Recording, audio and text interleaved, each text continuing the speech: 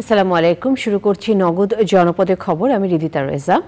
দর্শক, এখনকার এই সংবাদ আয়োজন একই সঙ্গে চ্যানেল আই এর ইউটিউব চ্যানেল এবং চ্যানেল আই এর ওটিটি প্ল্যাটফর্ম আই স্ক্রিনে লাইভ স্ট্রিম হচ্ছে।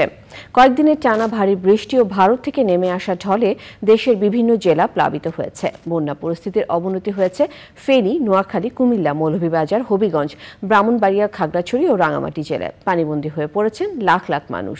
কুমিল্লার 14 গ্রাম বাজারে ঢাকা চট্টগ্রাম মহাসড়কে পানি ওঠায় যানবাহন চলাচলে বিঘ্ন ঘটছে।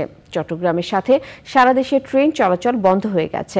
টানা বৃষ্টিতে ভারতের ত্রিপুরা রাজ্যে বন্যায় শিশুসহ কমপক্ষে 10 জনের মৃত্যু হয়েছে। জেলা প্রতিনিধি পাঠানো তথ্য ভিডিওচিত্রে সুদীপ্ত মাহমুদের রিপোর্ট।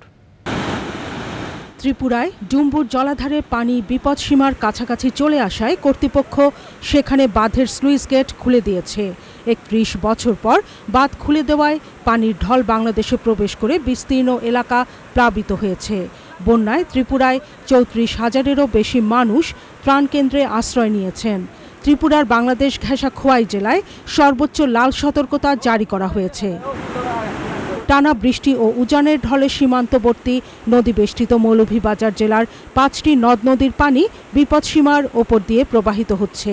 জেলার কমলগঞ্জ, কুলাউড়া ও বড়লেখা উপজেলায় 50টির বেশি গ্রাম প্লাবিত হয়েছে। ফেনীর পরশুরাম ও ফুলগাজী উপজেলার সাথে নতুন করে প্লাবিত হয়েছে ছাগলনাইয়া উপজেলা। বন্যা দুর্গত এলাকার গ্রামীণ সড়ক ও ফসলি মাঠ ডুবে গেছে। মুহুরী, কহুয়া ও সিলোনিয়া নদীর পানি বিপদসীমার অনেক ওপর দিয়ে প্রবাহিত হচ্ছে।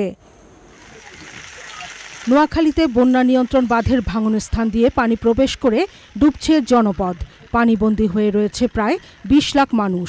বন্ধ ঘোষণা করা হয়েছে জেলার সব শিক্ষা প্রতিষ্ঠান। জেলার 9 উপজেলার মধ্যে মাইজদি, সেনবাগ, সোনাইমুড়ি, চাটখিল, বেগমগঞ্জ, কবিরহাট ও সুবর্ণচরের নতুন নতুন এলাকা প্লাবিত হয়েছে। বৃষ্টির পানিতে ডুবে গেছে আমন বীজতলা সবজির মাঠ। নোয়াখালীতে বন্যা নিয়ন্ত্রণ বাঁধের ভাঙন স্থান দিয়ে পানি প্রবেশ করে ডুবছে জনপদ।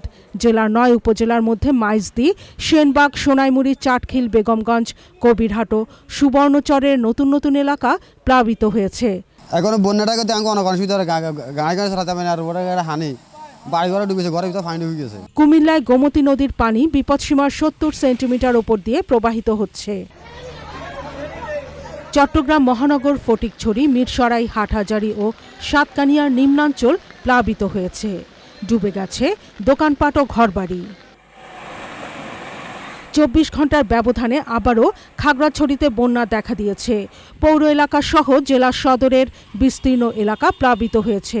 পৌর বাস টার্মিনাল ডুবে গেছে। আর গত 24 ঘন্টায় 2বার পানি উঠছে। মানে এরকম অবিশ্বাস্য বন্যা আগে কখনো দেখি নাই আমি। প্রথম হচ্ছে 2 তারিখ, পরে 18 তারিখে অলরেডি পানি উঠছে। আর এর মধ্যে আবার ঘুমতে ঘুরতে দেখতেছে আজকের মধ্যে পানি। আর আমরা সকাল দিকে পানি বাইতেছে, এখনো মানে বাড়িবার সম্ভাবনা বেশি। রাঙামাটির বাঘাইছড়িতে কয়েকদিনের টানা বৃষ্টি ও পাহাড়ি ঢলে সৃষ্ট বন্যায় মাইন ও কাচলং নদীর পানি বিপদসীমার ওপর দিয়ে প্রবাহিত হচ্ছে। দীঘিনালার কবাখালীতে সড়কের একাংশ পানিতে ডুবে যাওয়ায় বাঘাইছড়ির সাথে দূরপাল্লার যান চলাচল বন্ধ রয়েছে। সাজেকে আটকা পড়েছেন কয়েকশো পর্যটক। Sudipta Mahmud, channel I. এবারে প্রতিনিধি পাঠানো তথ্য ও ভিডিও চিত্র নিয়ে সাদিয়া ওমরের রিপোর্ট। 2009 সালে পিলখানায় সংগঠিত সকল হত্যাকাণ্ডের বিচার, চাকরিচ্যুত বিডিআর সদস্যদের চাকরিতে পুনর্বহাল ও কারাবন্দীদের মুক্তির দাবিতে যশোরে বিক্ষোভ মিছিল ও মানববন্ধন করেছেন বিডিআর সদস্য ও তাদের পরিবারের সদস্যরা।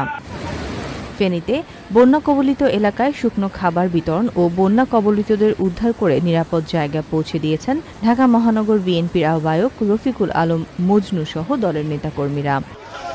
বাগেরহাটে শেখ হাসিনা ও তার দোসরদের বিচার দাবিতে বিক্ষোভ মিছিল ও সমাবেশ করেছে যুবদল।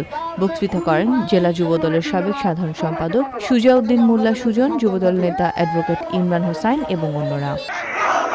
কেন্দ্রীয় কর্মসূচির অংশ হিসেবে বরিশালে বিক্ষোভ মিছিল ও সমাবেশ করেছে জেলা ও মহানগর যুবদল। নেতৃত্ব দেন জেলা যুবদলের ভারপ্রাপ্ত সভাপতি মামুন রেজা খান। ময়মনসিংহ টাউন হল চত্বরে একই দাবিতে সংক্ষিপ্ত সমাবেশ শেষে বিক্ষোভ মিছিল করেছে যুবদল নেতাকর্মীরা।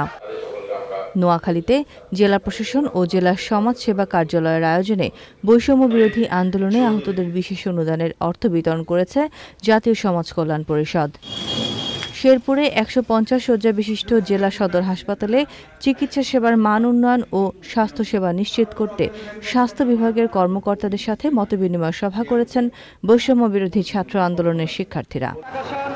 গাইবান্ধার গোবিন্দগঞ্জ কাটাবাড়ি ইউনিয়ন স্বাস্থ্য ও পরিবার পরিকল্পনা কেন্দ্রের পরিত্যক্ত ভবন অপসারণ ও নতুন ভবন নির্মাণ করে এলাকাবাসীর স্বাস্থ্যসেবা নিশ্চিত করার দাবিতে মানববন্ধন করেছে এলাকাবাসী।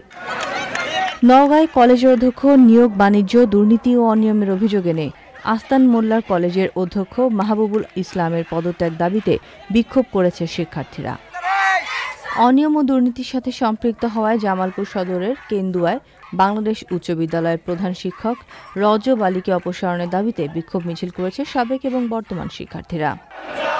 জামালপুরের দলীয় কার্যালয় থেকে বিক্ষোভ মিছিল বের করেছে যুব দলের নেতাকর্মীরা। Sadia Omar, channel I. এই ছিল নগদ জনপদের খবরে। সবাইকে ধন্যবাদ।